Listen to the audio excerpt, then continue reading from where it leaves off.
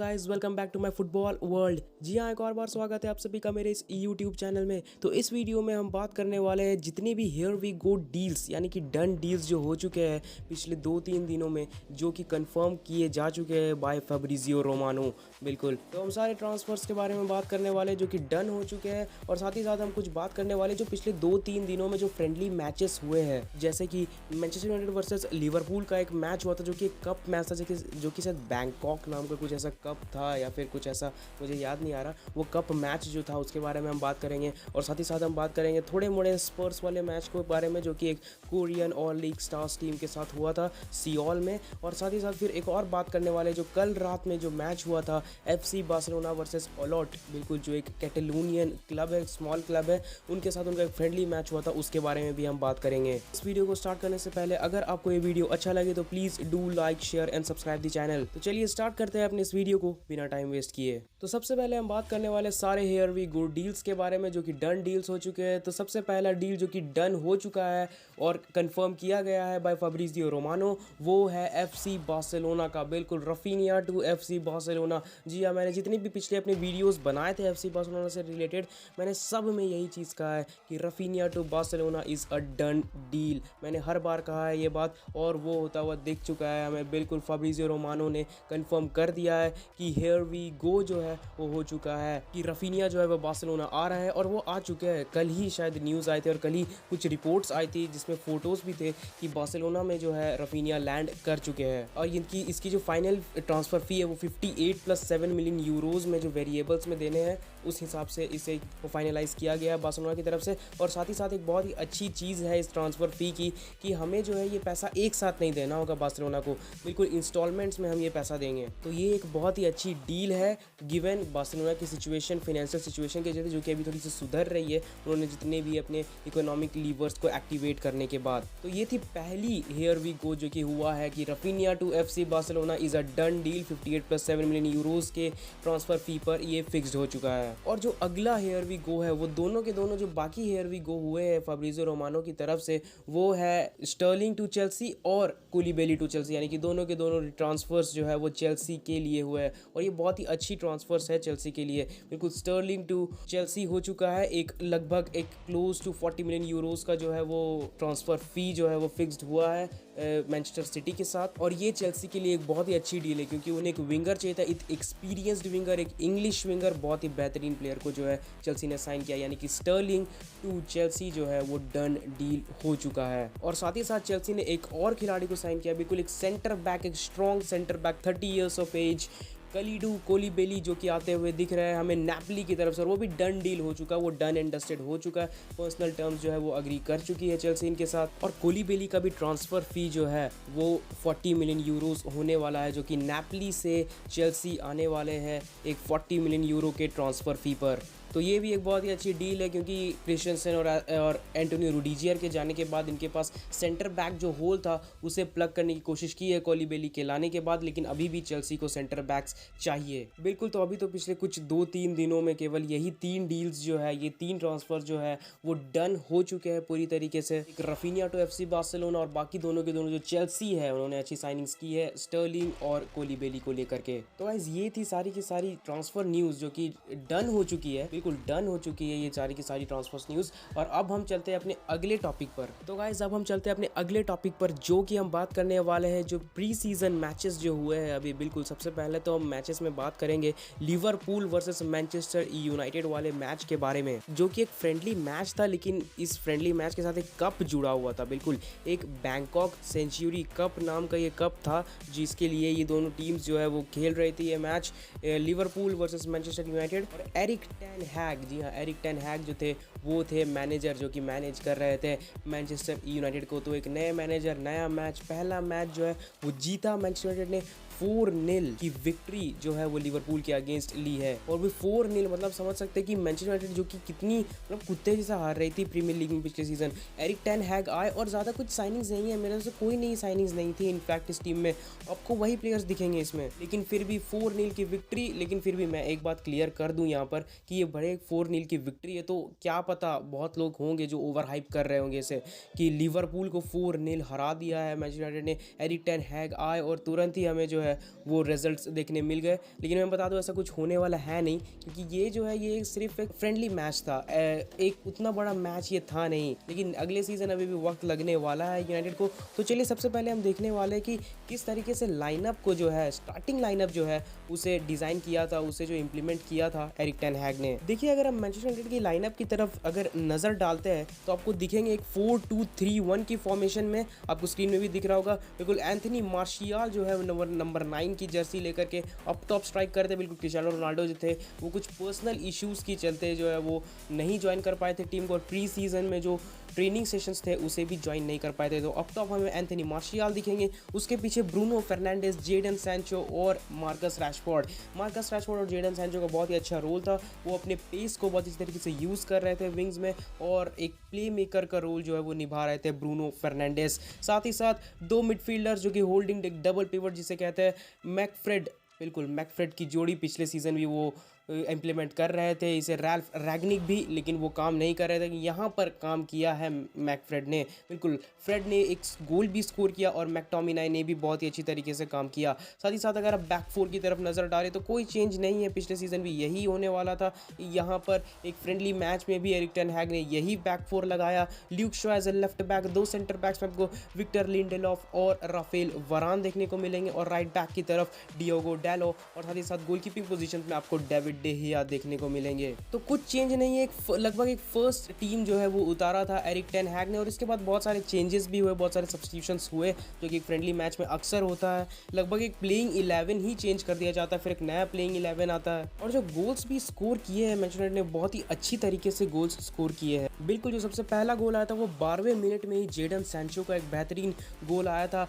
Fred का गोल 30वें minute में आया था। 33rd मिनट में ही आपका एंटनी मार्शियल का गोल आ गया था, और फिर उसके बाद 76th मिनट में जो है एक नए प्लेयर, एक यंगस्टर पेलिस्त्री का गोल जो है वो आया था। तो ये थी मैनचेस्टर यूनाइटेड के बारे में। और अगर हम लिवरपूल के बारे में बात करें, उनकी लाइनअप्स के बारे अगर हम बात करें, तो लिवरपूल का लाइनअप वही 4-3-3, एक क्लासिक 4-3-3 जो कि इंप्लीमेंट करते हैं हर वक्त जर्गन क्लॉप। बिल्कुल 4-3-3 के फॉर्मेशन में गए थे। एलिसन एज अ गोलकीपर, एक शैम्बर्स जो है वो लेफ्ट बैक में हमें देखने को मिले, एक यंगस्टर जो गोमेज दिखे हमें, फिलिप्स एक और यंगस्टर, मबाया एक और यंगस्टर राइट बैक में, और मिडफील्ड में आपको जॉर्डन हेंडरसन देखने को मिले, टाइलर मॉर्टन एक बेहतरीन यंगस्टर जो कि बहुत ही ज़्यादा कैपेबल है, बहुत ज़्यादा पोटेंशियल है, वो हमें देखने को मिले। बिल्कुल यानी कि उनका नाम फाबियो कार्वाल्हो है, जिनका नया साइनिंग अभी हुआ था एज अ यंग मिडफील्डर। साथ ही साथ up top Luis Diaz, Roberto Firmino और हार्वी एलियट हमें देखने को मिले थे। डार्विन न्यूनियस जो थे वो सेकंड हाफ में हमें देखने को मिले थे।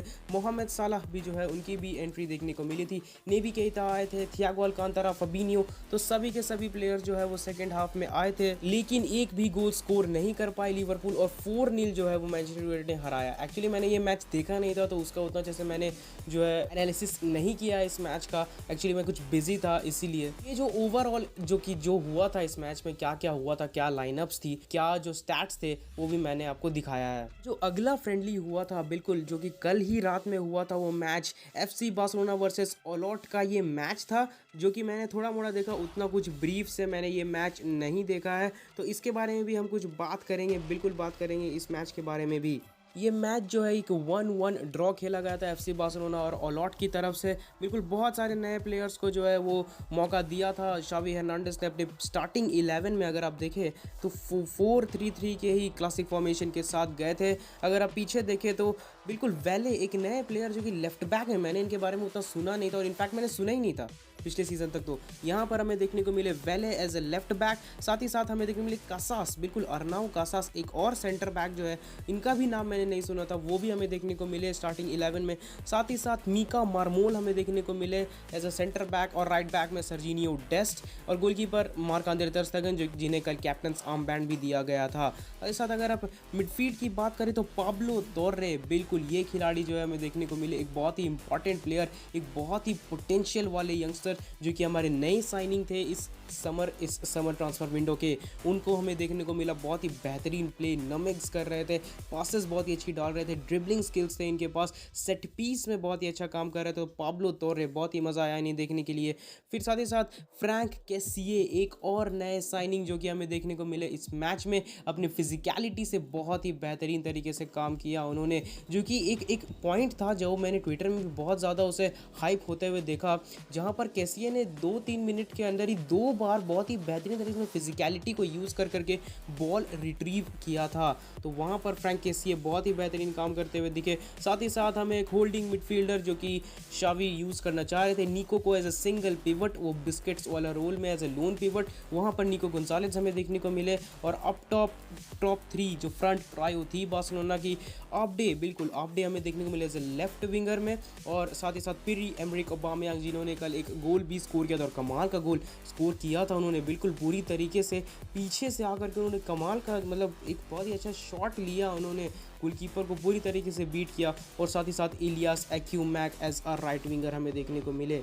बिल्कुल सबसे पहला गोल जो आया था वो पियरे एमरिक ऑबामेयांग का आया था, 28वें मिनट में उन्होंने गोल स्कोर कर दिया था, और बेहतरीन बिल्कुल। और असिस्ट अब समझ सकते हैं कि असिस्ट जो है वो मार्क आंड्रे टर स्टीगन का आया था, तो अब समझ सकते हैं कितना बेहतरीन गोल जो है पियरे एमरिक ऑबामेयांग ने डाला था। और साथ ही साथ लेकिन उसके कुछ ही मिनट्स बाद फर्स्ट हाफ में ही 45वें मिनट में एक पेनल्टी दे दी गई थी ओलॉट को, और जिसमें एलोई नाम के एक प्लेयर ने 45वें मिनट में एक पेनल्टी स्कोर करके 1-1 ड्रॉ में ख़त्म किया। सेकंड हाफ में बहुत सारे प्लेयर्स आए, बिल्कुल पेद्री आए, फाटी आए, लेकिन फिर भी उतना कुछ डिफरेंस नहीं देखने को मिला, और 1-1 ड्रॉ में जो है ये मैच समाप्त हुआ। चांसेस बहुत क्रिएट किए एफसी बार्सिलोना ने इस मैच में, बिल्कुल 21 शॉट, 7 ऑन टारगेट शॉट्स निकाले हैं, बिल्कुल 7 ऑन टारगेट, ये मेरा तो ज़्यादा ऑन टारगेट रहना चाहिए, लेकिन 21 शॉट्स निकाले थे, लेकिन वो जो दूसरा गोल है वो स्कोर नहीं कर पाए एफसी बार्सिलोना, और ये मैच जो है 1-1 ड्रॉ में ख़त्म हुआ। बिल्कुल इस मैच के बारे में उतना कुछ आउटकम जो है वो रिजल्ट जो है वो मैं बता नहीं सकता, तो पूरी तरह से नई टीम थी। मतलब बड़े अगर आप देखें तो इंटरनेशनल्स में केवल ओबामेयांग और फ्रैंक कैसिए ही खेल रहे थे, और शायद मार्क आंद्रे टर स्टेगन खेल रहे थे नहीं स्टार्टिंग 11 में, नहीं तो मुझे कोई और नहीं लगता। सभी के सभी जो वो बी टीम यंगस्टर्स आए थे इस मैच में, तो इसीलिए ये यंगस्टर्स के लिए बहुत ही अच्छा था कि उन्हें मौका मिला बासा की फर्स्ट टीम में खेलने, शावी हर्नांडेज के अंदर खेलने के लिए। और ये प्री सीजन जो मैचेस होते हैं ना, जो फ्रेंडली मैचेस, वो यंगस्टर्स के लिए ही होते हैं खासकर। तो गाइस ये थी जो मैच कल खेला एफसी बार्सिलोना ने, उसके बारे में मैंने बताया, उनके स्टार्टिंग 11 के बारे में। कुछ प्लेयर जो थे वो बहुत ज़्यादा यंग प्लेयर्स थे जिसके बारे में मैंने उतना सुना नहीं है, जैसे कि अरांडा कल एक प्लेयर थे जो कि आए थे, जिन्हें मैंने 1-2 बार ही देखा है खेलते हुए, उतना बार मैंने देखा नहीं है अरांडा को।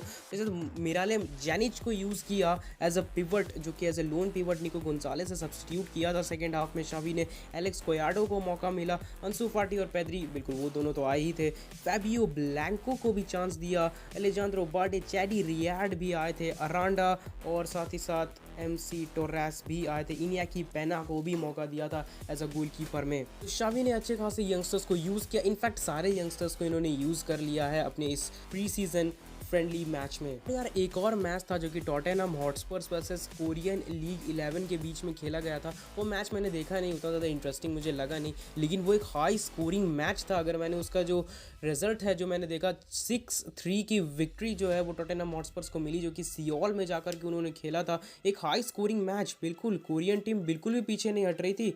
वो के लीग 11 की टीम बिल्कुल लगातार 3 बार उन्होंने इक्वलाइज़ किया, लेकिन उसके बाद कुछ गलतियाँ देखने को मिली, और फिर केन और सॉन अगर आपकी टीम में हो, वो भी इस फॉर्म में, तो आप समझ ही सकते हैं वो क्या कर सकते हैं। बिल्कुल 6-3 की विक्ट्री, इसमें हमें रिचार्लिसन देखने को मिले, बिल्कुल रिचार्लिसन जो कि एक नए साइन थे। इवान पेरिसिच को जो है इसमें उतना मौका मिला नहीं, इनफैक्ट शायद ये टीम में भी नहीं थे, बिल्कुल स्क्वाड में थे, बिल्कुल स्क्वाड में थे, लेकिन उन्हें मौका नहीं दिया एंटोनियो कॉन्टे ने।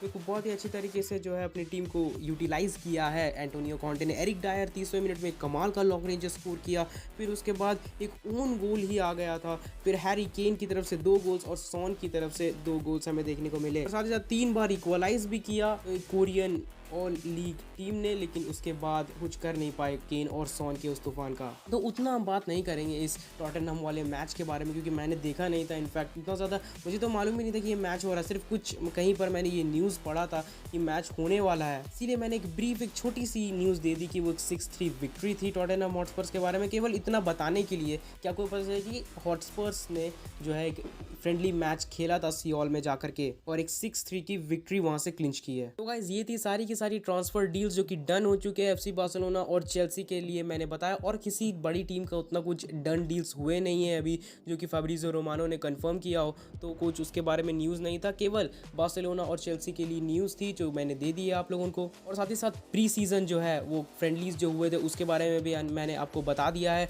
मैनचेस्टर यूनाइटेड वर्सेस लिवरपूल का मैच जिसमें मैनचेस्टर यूनाइटेड ने 4-0 जो है वो विक्ट्री ली। साथ ही साथ बार्सिलोना वर्सेस ऑलॉट जो कि एक कैटालोनियन क्लब है उसके साथ एक 1-1 की ड्रॉ के साथ मैच खत्म हुआ था। और साथ ही साथ एक छोटी सी आप कह सकते हैं कि थोड़ी सी इन्फॉर्मेशन जो कि टॉटनहम हॉटस्पर्स का मैच हुआ था जिसमें उन्होंने 6-3 हराया के लीग 11 की टीम को। तो यही कुछ न्यूज़ थी जो कि पिछले 2-3 दिनों में चल रही थी, जहां पर मैं वीडियो नहीं बना पाया था, एक्चुअली मैं बिजी था, लेकिन अब जो है कंसिस्टेंटली और रेगुलरली डेली वीडियोस आने वाले हैं। तो अगर आपको ये वीडियो अच्छा लगे तो please do like and share this video, और अगर आपको फुटबॉलिंग कंटेंट से हमेशा अपडेटेड रहना है तो आप मेरे इस चैनल को सब्सक्राइब भी कर सकते हैं। और साथ ही साथ अगर आप हैं एक एफसी बार्सिलोना फैन तो आप मुझे मेरे ट्विटर हैंडल पर भी फॉलो कर सकते हैं, जहां पर मैं एफसी बार्सिलोना से रिलेटेड हर छोटी से छोटी न्यूज़ जो है वो पोस्ट करता रहता हूँ। So guys that's it from my side, till the next video, I am Ahmad signing of.